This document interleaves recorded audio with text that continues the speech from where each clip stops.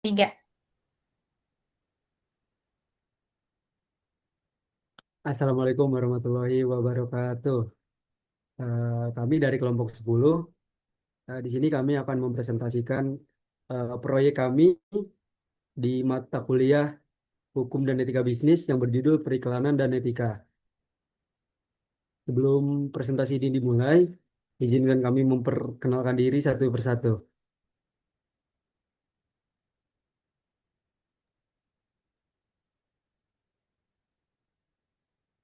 Perkenalkan, nama saya Syahrani Diandri dengan NIM 64221264. Saya Jonathan Akmal Aryansyah dengan NIM 64221267. Saya Zahra Arfa dengan NIM 64221268.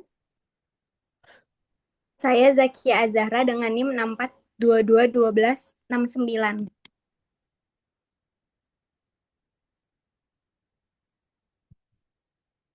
Yang pertama ada periklanan dan etika.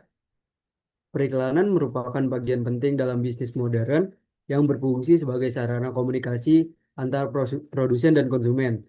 Melalui iklan, perusahaan dapat memperkenalkan produk atau jasa kepada masyarakat, sekaligus membangun citra perusahaan di tengah persaingan bisnis yang semakin ketat.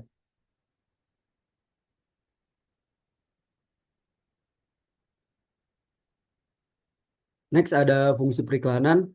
Periklanan ini dibagi menjadi tiga fungsi utama. Yang pertama ada fungsi informatif. Fungsi ini bertujuan memberikan informasi mengenai produk atau jasa. Yang kedua ada fungsi persuasif, bertujuan untuk mempengaruhi konsumen agar melakukan pembelian. Dan yang terakhir ada fungsi pengingat, yaitu untuk menjaga konsumen tetap mengingat produk yang ditawarkan. Selanjutnya ada periklanan dan kebenaran. Dalam periklanan, kebenaran informasi merupakan aspek yang sangat penting. Informasi yang disampaikan harus sesuai dengan kondisi produk yang sebenarnya dan tidak mengandung unsur kebohongan, penipuan, atau penyembunyian fakta penting yang dapat merugikan konsumen. Selanjutnya ada manipulasi dalam periklanan. Manipulasi dalam iklan terjadi ketika konsumen dipengaruhi secara tidak wajar sehingga terdorong untuk melakukan pembelian suatu produk tanpa pertimbangan yang rasional.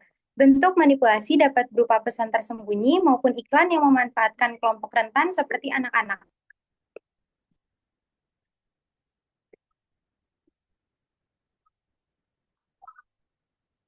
Selanjutnya ada pengontrolan terhadap iklan. Pengawasan terhadap iklan dilakukan oleh pemerintah, pelaku industri periklanan, dan masyarakat, di mana pemerintah berperan melalui regulasi dan pelaku industri melalui penerapan kode etik, sedangkan masyarakat berfungsi sebagai pengawas yang dapat memberikan kritik terhadap iklan yang tidak sesuai dengan etika.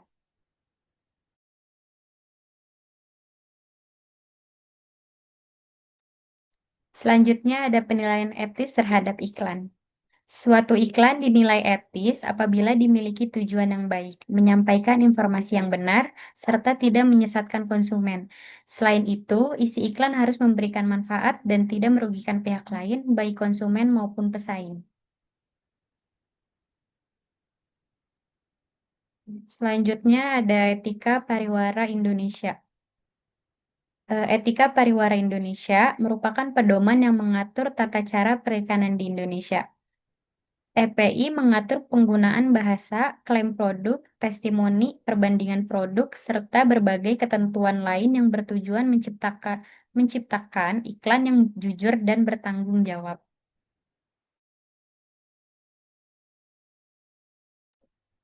Selanjutnya ada contoh kasus iklan yang tidak etis. Beberapa contoh iklan tidak etis adalah iklan yang memberikan klaim berlebihan tanpa bukti, menyesatkan konsumen, atau mendorong perilaku konsumtif yang berlebihan. Kasus-kasus tersebut menunjukkan pentingnya penerapan etika dalam kegiatan periklanan.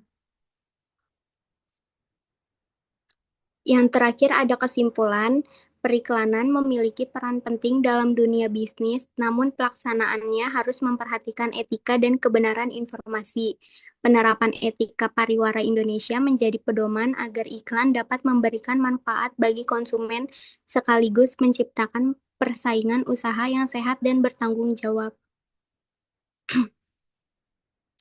Sekian presentasi dari kelompok kami, kurang lebihnya mohon maaf. Wassalamualaikum warahmatullahi wabarakatuh.